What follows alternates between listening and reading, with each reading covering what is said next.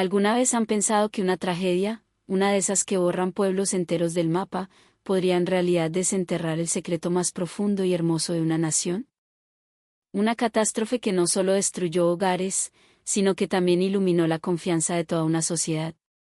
Hoy, prepárense, porque les voy a contar una historia real, una que los medios internacionales intentaron ocultar, la historia de una periodista occidental que llegó a Colombia cargada de prejuicios y terminó de rodillas, con su visión del mundo hecha pedazos, ante una lección de humanidad que jamás olvidará. Esto no es solo la crónica de un desastre.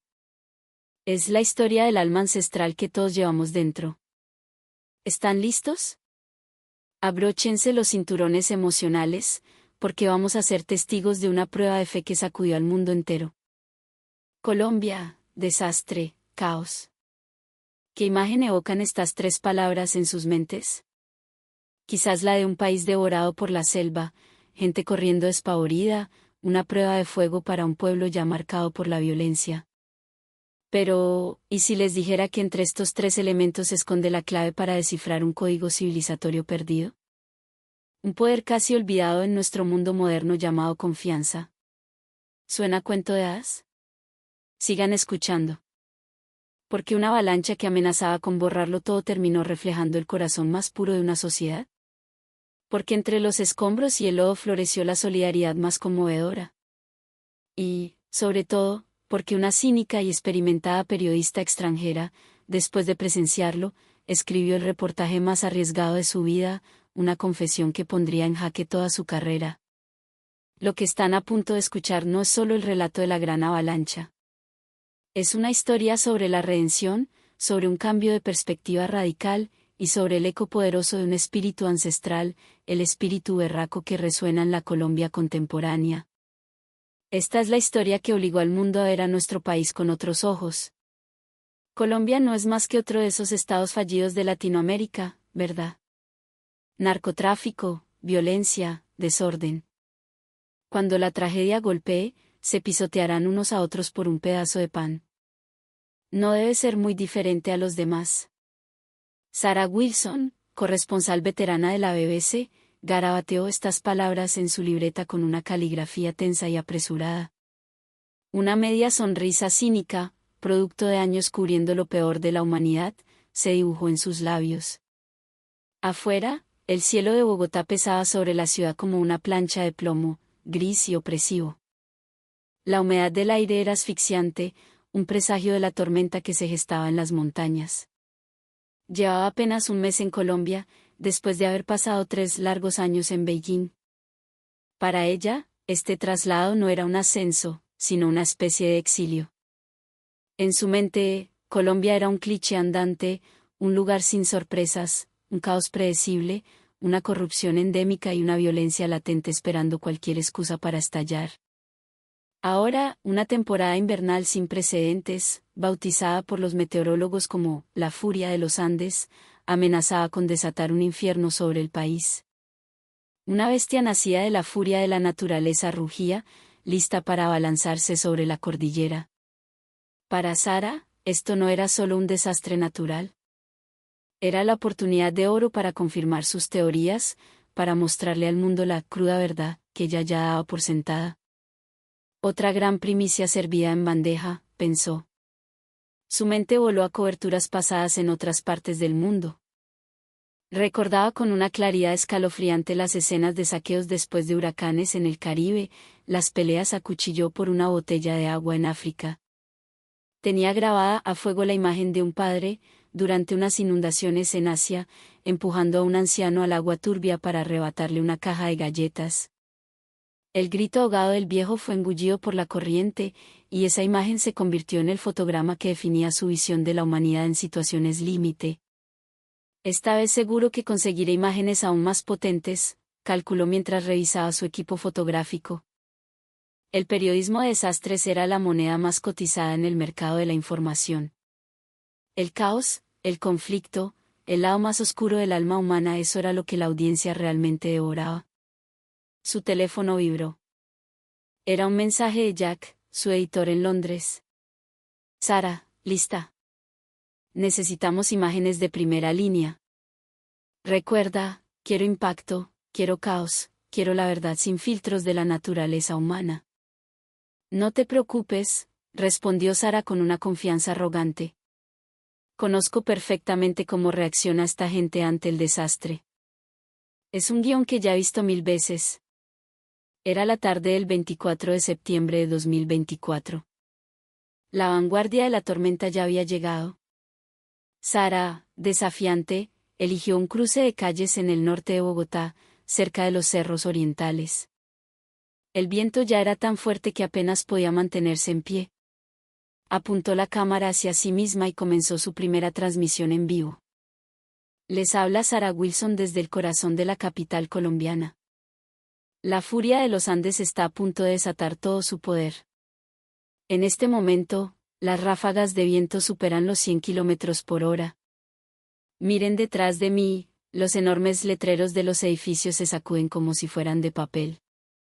Los árboles de la calle, Dios mío, uno de ellos acaba de ser arrancado de raíz. Con astucia periodística, anguló la cámara para que un arbolito caído en la acera pareciera un roble centenario, añadiendo dramatismo a la escena. En ese momento, un señor mayor, un abuelo colombiano con una ruana empapada, se acercó a ella luchando contra el viento. Con una urgencia genuina en su voz, le gritó mezclando el español con un acento de la tierra: mijita, es muy peligroso. Esa valla se va a caer. Venga, métase a la tienda a resguardarse. La cámara de Sara giró inmediatamente hacia él, pero su narración fue muy distinta. La gente local ya está entrando en pánico, dijo a su audiencia global.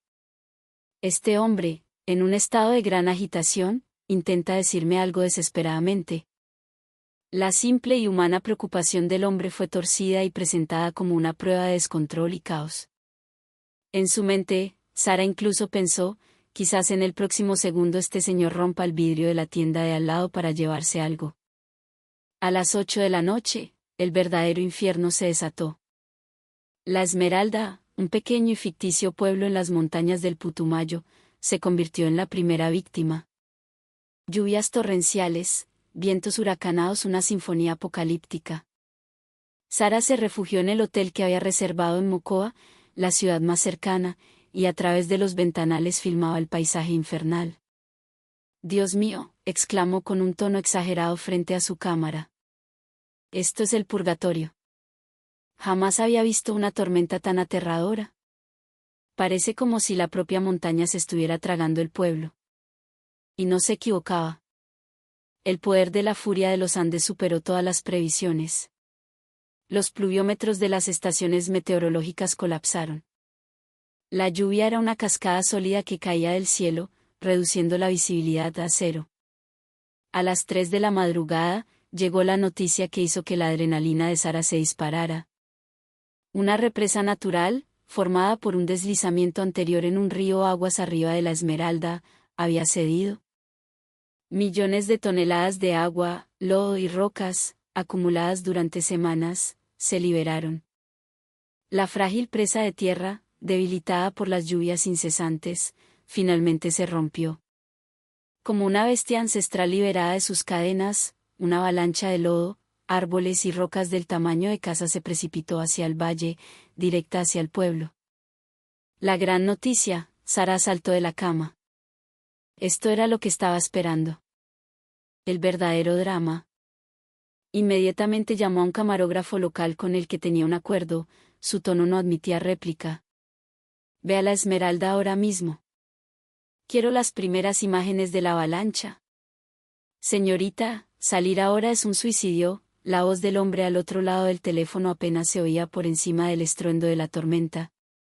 Las carreteras están cortadas, es imposible llegar.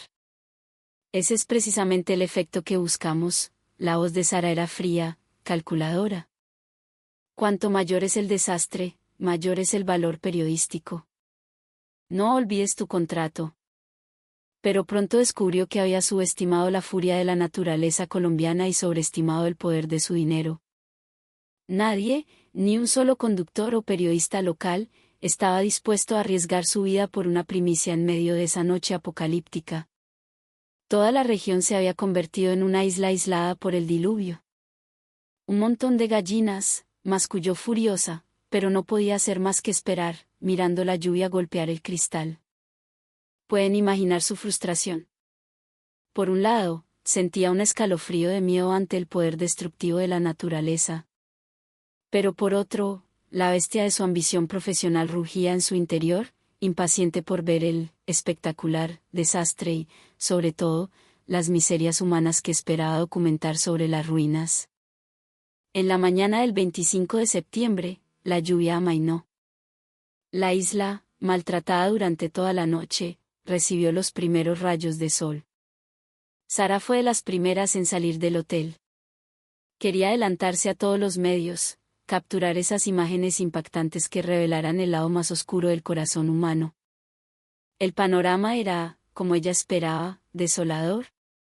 Árboles gigantescos bloqueaban las carreteras.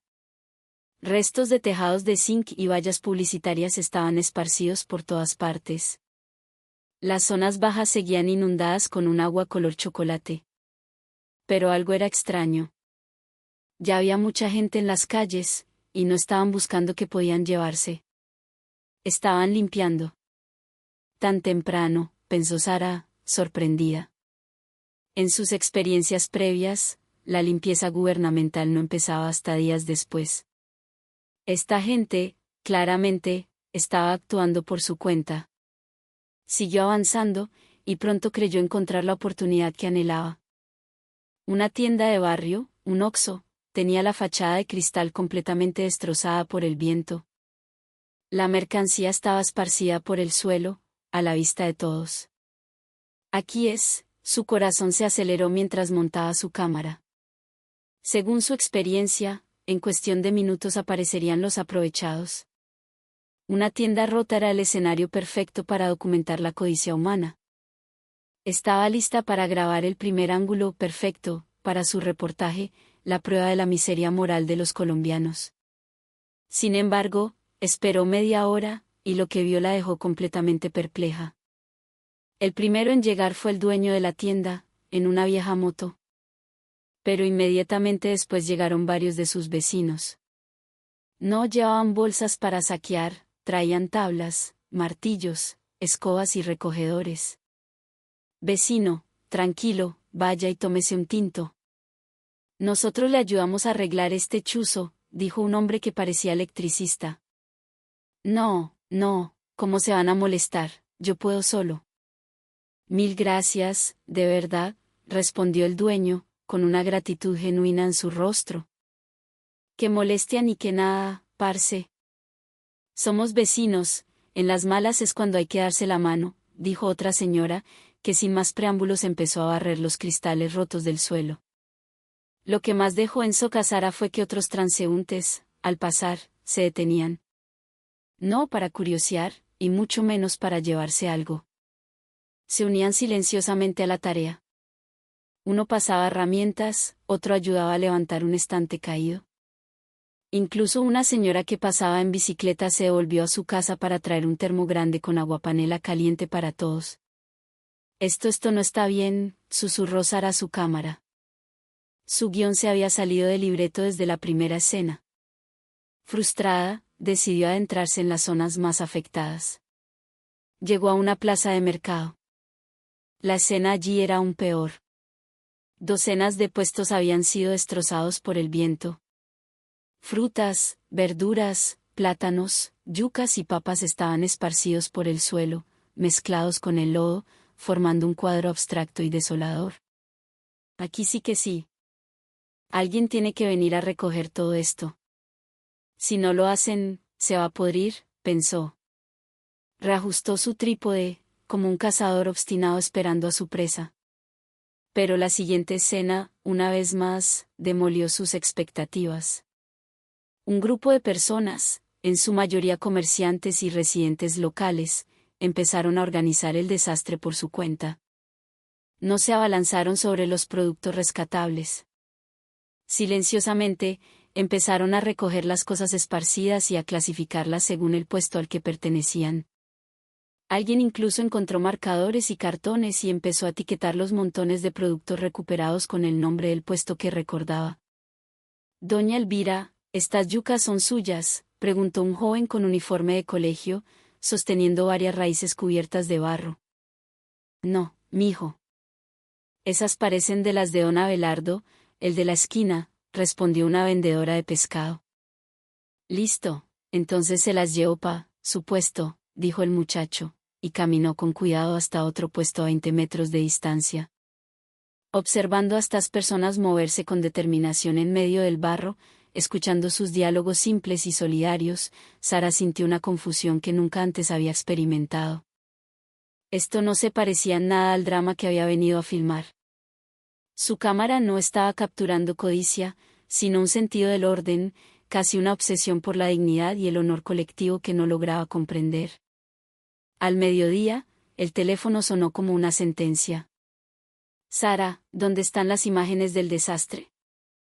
¿Los saqueos, las peleas? ¿Has conseguido algo? La voz de Jack, su editor, estaba cargada de impaciencia. Sara tartamudeó. Todavía estoy buscando. Pues date prisa. La CNN ya está mostrando imágenes de olas gigantes en la costa del Pacífico. Nuestro reportaje no puede quedarse atrás. La audiencia no quiere ver cuentos de hadas sobre gente barriendo calles. Al colgar, Sara sintió una oleada de frustración. Tomó una decisión. Iría a la Esmeralda. Al epicentro del desastre, al lugar donde la avalancha había arrasado. Allí donde había muertos, donde los hogares habían sido destrozados, allí, seguramente, encontraría las escenas dramáticas que necesitaba. Pagó una suma exorbitante por un todoterreno que parecía robusto y se lanzó por la peligrosa carretera de montaña, conocida como el trampolín de la muerte, hacia el punto caliente que su instinto periodístico le exigía. Durante el viaje, lo que vio continuó golpeando la fortaleza de sus prejuicios.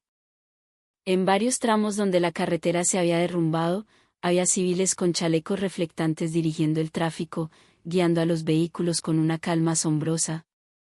Y en algunas paradas improvisadas, presenció algo aún más increíble. Decenas de coches particulares estaban aparcados a un lado de la vía, con los baúles abiertos, repletos de botellas de agua, pan, arepas y latas de atún. Los dueños de los coches estaban de pie, ofreciendo comida y bebida gratis a todos los vehículos de rescate y a los civiles atrapados que pasaban por allí. Señor, ¿qué hace esta gente?, no pudo evitar preguntarle al conductor.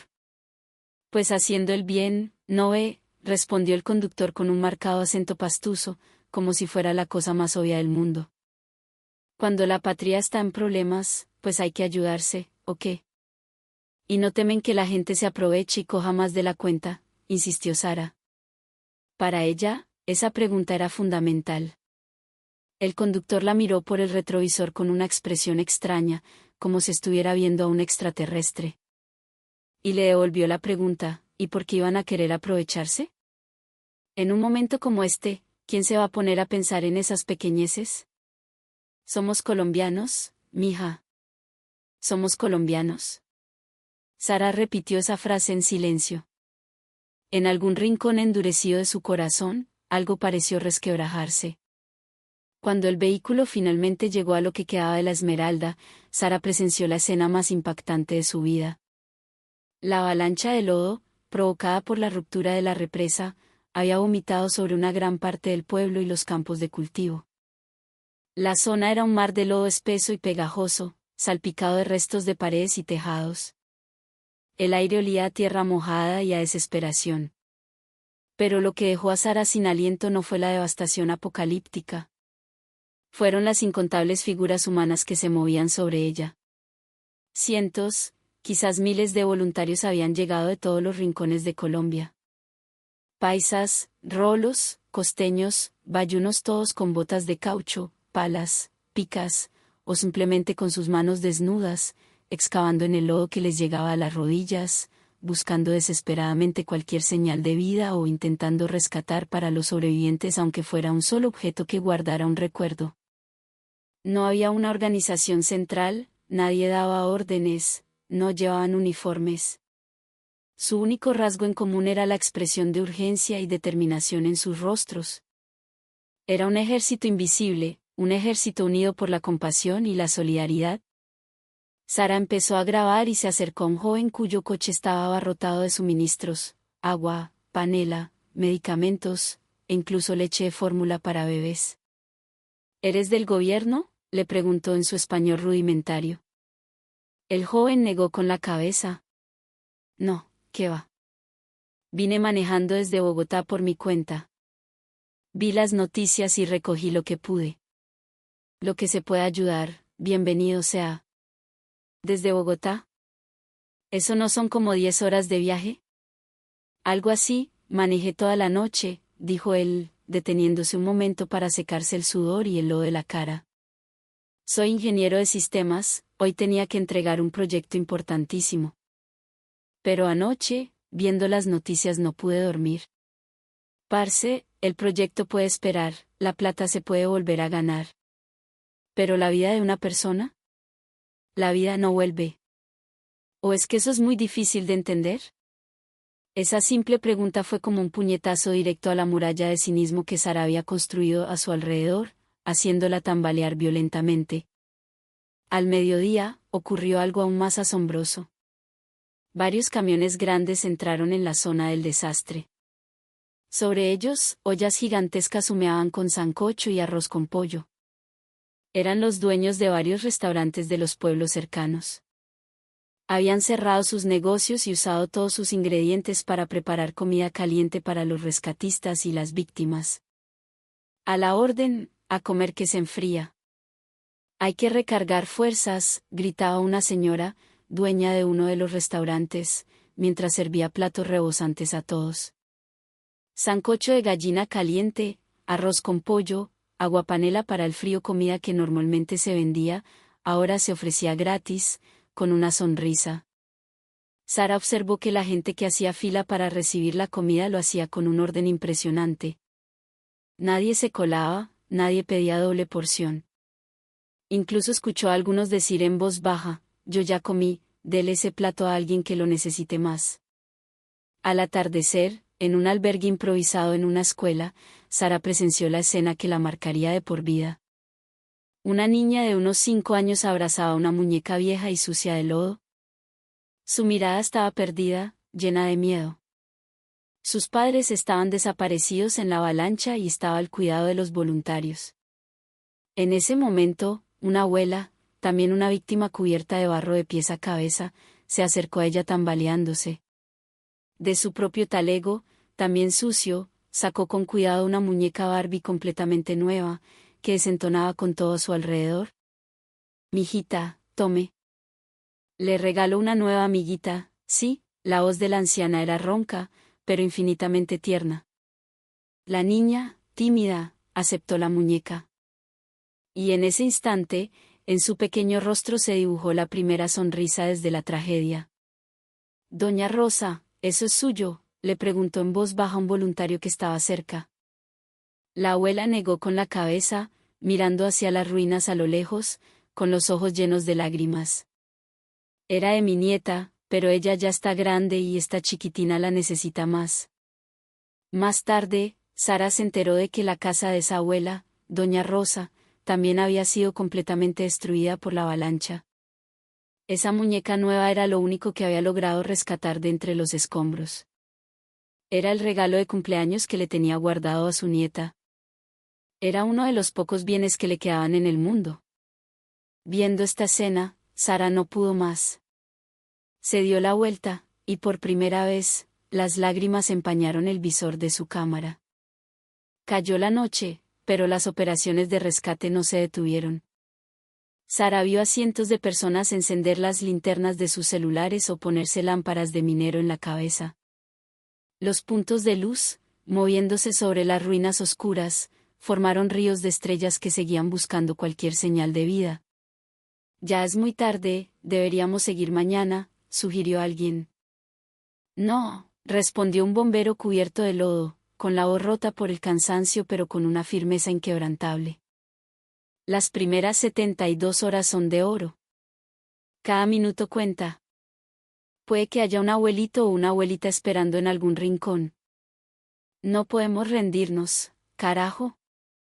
Justo en ese momento, se escuchó un grito de júbilo a lo lejos. Encontramos a alguien vivo. Cuando un anciano, atrapado durante más de 20 horas, fue finalmente liberado entre una maraña de acero y cemento, todo el lugar estalló en aplausos y vítores. Todos estaban exhaustos, cubiertos de barro, pero en ese instante, sus rostros se iluminaron con la sonrisa más pura y feliz que se pueda imaginar. La cámara de Sara lo grabó todo fielmente. Pero ella sabía que el frío lente nunca podría capturar la energía abrumadora de ese momento. Esa conexión humana que trascendía la sangre, esa bondad desinteresada, esa llama de esperanza encendida colectivamente en medio de la más absoluta desesperación. Muy tarde esa noche, de vuelta en un puesto de mando improvisado, comenzó a revisar el material del día. Mirando en la pantalla los rostros sencillos pero resilientes, cada momento conmovedor, se sumió en una profunda reflexión. Ninguna de esas imágenes encajaba en el guión de «Gran desastre» que la BBC esperaba. No había saqueos, ni disturbios, ni peleas por los suministros. Solo había ayuda mutua, un orden conmovedor, una calidez y una dignidad indescriptibles. Su teléfono satelital sonó. Era Jack. «Sara, ¿tienes lista la noticia de portada para mañana?» «Escúchame, no me importa cómo lo hagas.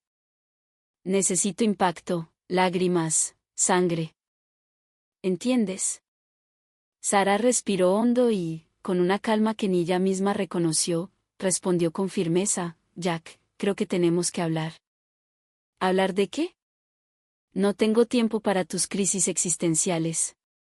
De lo que es una noticia de verdad». Y comenzó a describirle a su editor, al otro lado del mundo, todo lo que había visto, oído y sentido ese día. Desde los vecinos de la tienda de barrio hasta los comerciantes de la plaza de mercado. Desde los voluntarios en la carretera hasta la abuela que regaló la muñeca en medio de las ruinas. Hubo un largo silencio al otro lado de la línea. Finalmente, Jack habló, su tono teñido de incredulidad. «Sara, ¿estás segura de que quieres enfocarlo así?» «Te lo repito, la audiencia quiere ver catástrofes, no historias inspiradoras. Estás usando el horario estelar para emitir un anuncio de servicio público». Pero esta es la verdad, la voz de Sara era suave pero llena de una fuerza nueva. «Jack, te equivocas. La dignidad y la civilización que el pueblo colombiano está demostrando en esta tragedia son infinitamente más impactantes que cualquier imagen de un deslizamiento de tierra. Y eso, Jack, sí es una noticia de valor mundial». «De acuerdo», el editor pareció convencido, o quizás simplemente se rindió. Suspiró. «Tú eres la periodista en el terreno. Tú decides. Pero si la audiencia de mañana se desploma, las consecuencias serán tuyas». Tras colgar, Sara abrió su portátil. Esta vez, decidió tirar a la basura todos sus prejuicios, todos sus guiones preestablecidos. Iba a escribir con la más absoluta sinceridad para documentar el verdadero rostro de esta nación. A las 3 de la madrugada, su artículo estaba terminado. En la primera línea, admitió sin tapujos su arrogancia: «Llegué a Colombia con la soberbia y los prejuicios de Occidente, preparada para documentar otro caótico desastre en un estado fallido. Me equivoqué. Estaba catastrófica y vergonzosamente equivocada. En esta tierra herida, no encontré el colapso de la humanidad. Al contrario, fui testigo de un milagro de civilización.